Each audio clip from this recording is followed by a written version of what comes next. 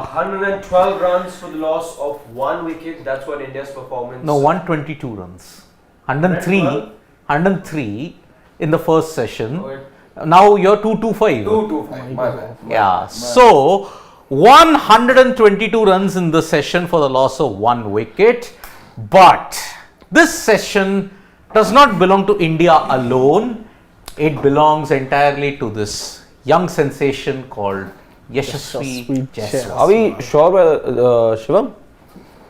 122 only we've gone with, right? Yeah. We have gone with 122 only because what a stunning display of batting from Yashasvi Jaiswal. I mean, among all the others, Rohit, Shubman, Shreyas, if you have to look at it, they need to take a book out of Yashasvi Jaiswal's batting. When the length was too full, he drove it to extra cover. When the length was on the pads, just whipped it. 14 fours, 3 sixes so far, and giving him company. So far, a decent start. Rajat Patidar, 25 of 47 balls, scoring at a decentish rate. He did use the reverse sweep in one particular over, and he nailed it for a boundary. But that's I think his natural instinct. That's a shot that he regularly plays. We have seen him play previously also. As far as the English bowling is concerned, to Shreyas Iyer, they came out with a very clear plan for Shreyas Iyer. They were bowling on the off stump. They wanted him to cut the ball so that one would get that odd ball, would get that nick. They had 2 covers, short cover and normal cover, to stop that single on short on the off stump line if he would have gone for a drive. And even with we saw him getting frustrated. Shreyas Iyer tried for a lot of shots that were unnecessary, be it of Anderson when he tried to make room and hit him over the point and for the short ball. But they had a very good plan. In fact, I feel that they bowled really well to Shreyas Iyer. But again, that's what Test cricket is all about. It was a test of his patience, and he clearly wasn't able to. It stayed low, and again, it stayed low just outside off stump. Shreyas Iyer, the kind of shot that he tried, he got a feather edge. He was going for that shot again and again.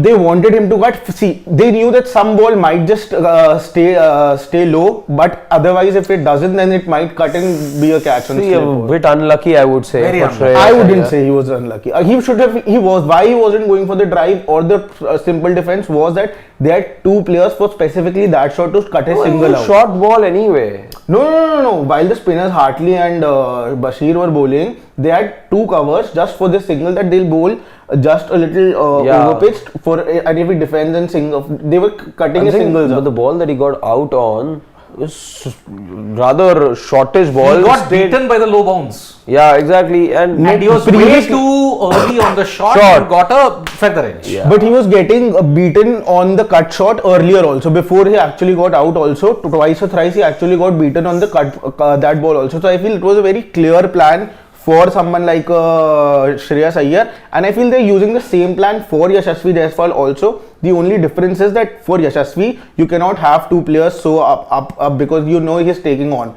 So when he's slashing hard, he's finding the gaps. That's the difference where. And see, it kind of stayed low and skidded on, and with the kind of shot Iyer was attempting, it was bound to lead to a dismissal in one way or the other. But then today, Joe Root looked off colour. Yeah. And that is the reason why Yashasvi Jaiswal could pounce on it. I mean, look at all the 4s that he hit. One overpitched, drilled it through cover. Another one also, he used the cut shot. And remember, this is where Yashasvi Jaiswal has used the cut shot brilliantly today in the entire innings. He's not mistimed a single one. But I was concerned with one shot. See, whenever he's trying to go for the drive, he's hitting it slightly uppishly. I am surprised that Stokes is not having a cover there. For him, because he's kind of hitting it uppishly also. But then most of the time, 7 out of the 10 shots, it's grounded. But one shot is going uppishly. Now, because of that, playing conventional cricket at this point in time, Yashasvi Jaiswal with calculated aggression has shown you that you don't need bass ball, you don't need all the other things. You need jazz ball in the Indian cricket team. And you know why we can talk about how well he played for his 100. I think the one thing that stands out for me, despite all those 17 boundaries that he's gotten, is the fact how good he looked with his defense. I think he played with such good confidence that he was not afraid of going forward. Just bearing the ball right under his bat. The defense was very good, both going forward. I mean, remember, he made a slowest start, let's say, by his standards. I'm saying even this is this is a Yashasvi Jaiswal knock that perhaps we'll be talking about going forward because of the kind of composure that he's showing. It may not be testing conditions, but the fact that he's playing to the merit of the ball is what I like the most. And he is, he's also controlling his natural instinct, let's say, which which we know by definition is a little on the aggressive side, and it goes across formats. That's just the Yashasvi way of playing. So to get control, let's say, of that instinct and to play the way that he's playing right now, which is to the merit of the ball, mixing caution with aggression, really liking the innings and that celebration to cap off that 100. I think it told you first home ton, yes, of course, the one that he got in the West Indies on debut. Dominica, he got it in Dominica, 171, and he made a kind of slowish start even there also. I mean, remember, he took 16 balls to get off the mark. He got off the mark, I remember, with the boundary though. It took him the 16th ball to get off so even here also, mark. He was slow to begin with, but that was disciplined bowling from Anderson and the likes. He pounced on Joe Root's inaccuracy today. And the best thing is, Jaiswal is following the mantra that our India hockey coach Craig Fulton has endorsed. Fulton has stated, if you want to succeed, have a very, very solid defense. Then you can go on the attack. Same in cricket also. If your defense is strong in any kind of condition, you can attack. And Jaiswal is following that mantra. I mean, remember, when the pitch was good, only Jaiswal capitalized on it in Hyderabad in the first innings. Rest all, unfortunately, they didn't make good use of the intent that was there. Day 2, day 3 and all, it was quite good batting conditions. But Dravid stated we didn't get a big 100. Now he's answered the clarion call. And he's still going. Even though I don't quite agree with the head coach over there. I don't think you always necessarily need those hundreds. And there were those 70s and 80s. There were 3 80s, by the way. There was a 80, 86, 87. You had 3 people in the 80. Again, what matters at the end of the day is how much you did post. So you managed what, 426? 436. So that was just a good enough total, simple as that. I feel that day what Rahul Dravid actually meant was that nobody actually went on to carry that innings forward and get those extra runs for India. By 100, I think that is what he meant. Yeah, in essence, I think that was in hindsight. I mean, he said that we lacked intent in the first thing because we could have had a 500, our lead could have been about 250 plus, and England would not even have had a chance. That is what he meant by that. So already that first area has been addressed by Yashasvi's batting today. 125, looking good for a 200, may I say.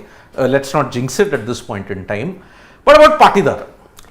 Let's talk a bit because we only have 8 minutes left for the final session. More than Patidar, I don't know. I'm just my concern for Shreyas Iyer is only growing, I would say. It is. We'll talk about that in the post. We can. I mean, we'll devote an entire section to Shreyas Iyer at that time. I'm just worried. Like again, both him and Gill.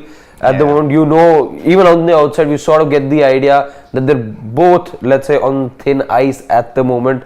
That rope perhaps ending. For Gill, maybe the situation could be looked at a little differently, but once Kohli is back, Shreyas could be making way, and it is going to be the case. We know that. See, Shubman, you can't drop him for one simple reason that who's your number 3? Will Kohli bat at 3? No. Is Patidar your number 3? No.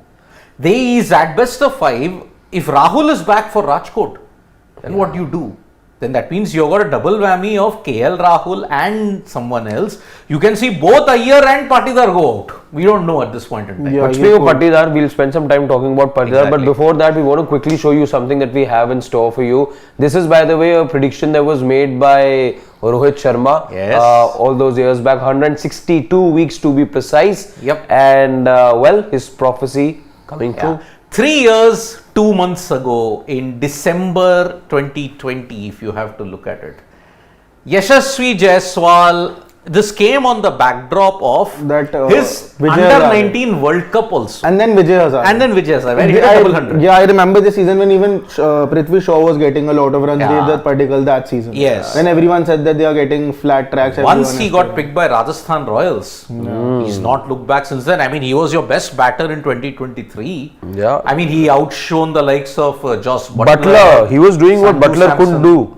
2022, next half, I mean, if you look at the first starting, he was struggling, but then after that, he just raised his A game. And look at it now. Your two names, apart from the captain, that you will be starting in every format is Jaiswal and Bumrah. Apart from the captain, Bumrah and Jaiswal will have to start each and every game. And he's cashed in on this opening that was there presented to him, you know, since that time in the West Indies where Shubman Gill was like, please come take this. He's taken the opportunity. He's really grabbed the opportunity. That's what good batters do. I mean, look at it. If Jaiswal is succeeding so much, you have to thank Shubman Gill. Shubman Gill may have done Indian cricket a massive favor. See, it is not easy for somebody to just say, okay, you take my position, being the experienced guy, knowing fully well that can backfire. And in the case of Shubman Gill, it has backfired. It has backfired. Ever since June, it's backfired. But now, Jaiswal has not just knocked on the doors, he's banged the doors, and he's now a certainty. Heading into June, he is a certainty. You're not dropping a Jaiswal for the T20 World Cup. But how quickly things change. Then you're dropping Gill. We've seen it. Where will you fit a Gill? You anyway got an idea in the series gone by. Exactly. No, in the T20 eyes. Yeah. No, that too is not starting, na. He's not starting. That Oh, too- Gill, na? yeah. There is. We got an indication in the series. There you is might see no not way. even Gill and Yashasvi also, because if you Yashasvi also you. to fit in Rinku, that is the only thing you can do. Then that's a. I'm sorry, but that isn't You're forgetting happening. Rinku because now I know it's the red ball, but we cannot forget what Rinku has been But doing. again, it's funny. Yes, of course, if you want to make way for Rinku Singh in the limited over shortest format. See, you're talking about two people who bring very different things to the table. You're talking about two different slots. But Again, yes, it is one of those ways that you can. But Some people are blessed with the thing that, okay, there is a superstar. but then for waiting. that will also mean that VK opens then with. No, it could be a wicket keeper opening, and then that wicket keeper slot is open. Let's and discuss then all that wicket- a bit yeah, later. No, I'm Now just we giving are- you a situation that But would now you happen. don't even have that wicketkeeper batter who you trusted this whole No, while. you don't know. See, If that you is come a in the next debate. test- That is a debate for another time. But now let us just focus on Yashasvi Jaiswal. I mean, look at the kind of runs he's making. Look at the kind of impact. I mean, his knock could go a long way in ensuring India can come back in the series. Yes, very early days. Only 2 sessions are done out of the 10. I mean, out of the 12 sessions, not 15 sessions in this test Yeah, match. Yeah. 50 if we are going till day 5, that is. Yeah. But Yashasvi Jaiswal, I'm telling you, he is looking the part. And honestly, the cut shot, he's cut England's bowlers to shreds, if you have to look at it. The cut shot, he's been immaculate today.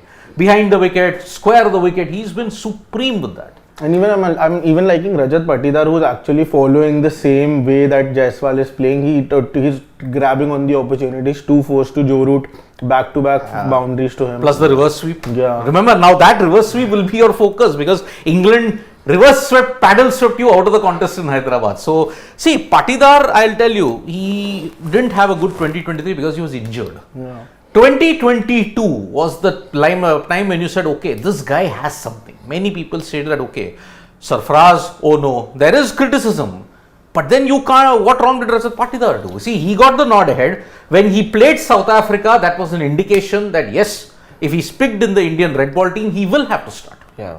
I still no, I don't agree with the fact that there's nothing unfair that happened with Sarfaraz. I do believe that it's unfair on Sarfaraz because he's the one who's, even if today we just look at numbers, he has far better numbers than a Rajat Patidar. But again, I feel that I wouldn't criticize the decision because again, the thing I was saying about Shubman Gill in the previous show, that there is at times you see something in someone and that is what pushes you to actually give them a chance over someone. And I think here the reason for getting Patidar into the mix before a Sarfaraz is the way he plays Test cricket. No, I would also add one more thing. Even I want to add something, but after you.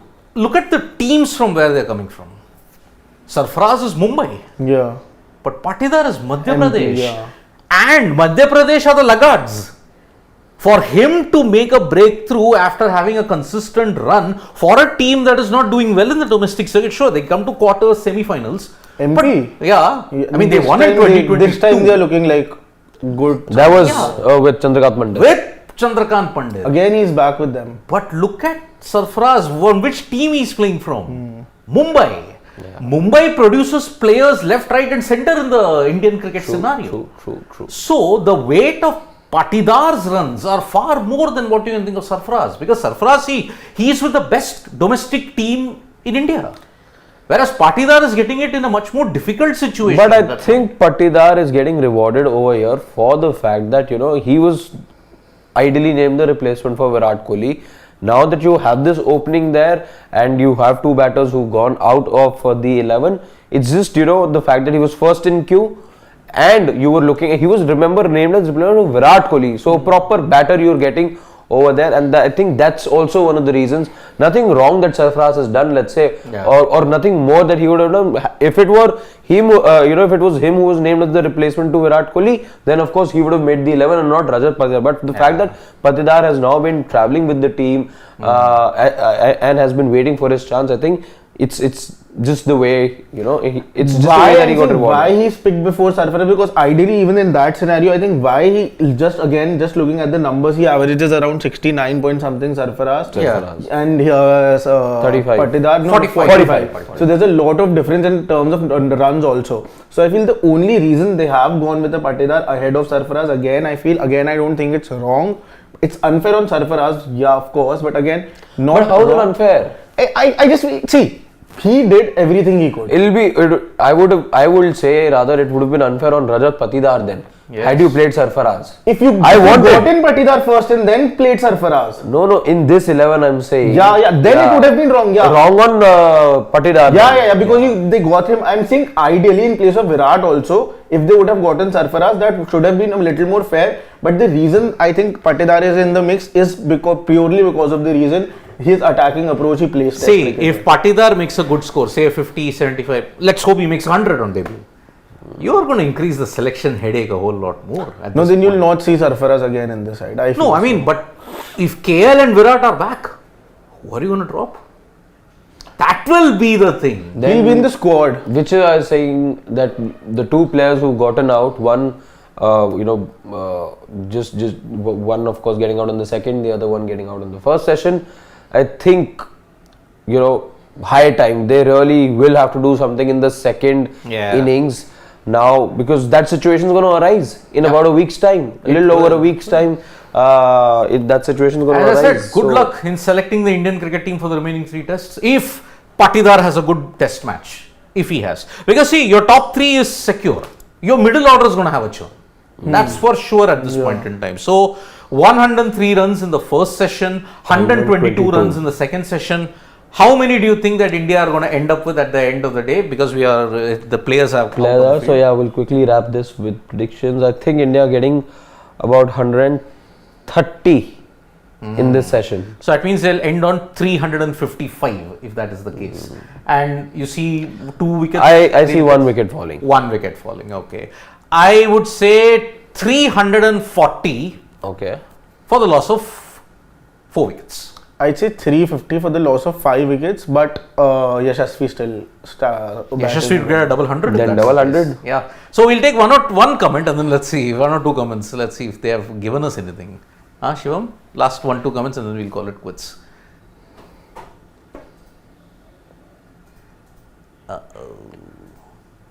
Okay. Whose prediction was that? Dhanush saying Shreyas Iyer has played his last test match. He must at least try to be like Yuvraj Singh and succeed white ball cricket. I would say wait 1 more innings, Dhanush, but then if he fails in that second innings, then your prediction might very well come true. And you still don't know if Virat would be available for the 3rd test or not. Yeah. Piyush Nandre, either remove Gill or Iyer and you can play both Patidar, Sarfaraz. Iyer didn't score single half century in last whole year. See, now the clamour will start. Gill and Iyer will be on the chopping block, but then who's your number 3? Yeah. Sarfaraz, I think, bats at number 3, isn't it? No, 4. Number 4. 4 or 5. 4 is taken, my friend. There's no chance. No, but if you ask him, he wouldn't have a problem in batting at number. I just got a notification on my phone. You know what it reads? What? Crucial session. Crucial session indeed. It is. So, good. I think Jaiswal's knock has ensured that India are on the driver's seat. That intent which was there clearly on show in the second innings. In the second session, third session, let's see if India can go past 350 then it will be India's day. in this. Yes. So or from- can England make a comeback? No, that Yeah. 358 just the loss of 5 wickets. I think then. Yeah, it would be I mean, India. if they lose only one more wicket and 350, it's India's day. Yeah, then Entirely. I So, feel it's India. I'm saying even 2 more wickets, Yeah.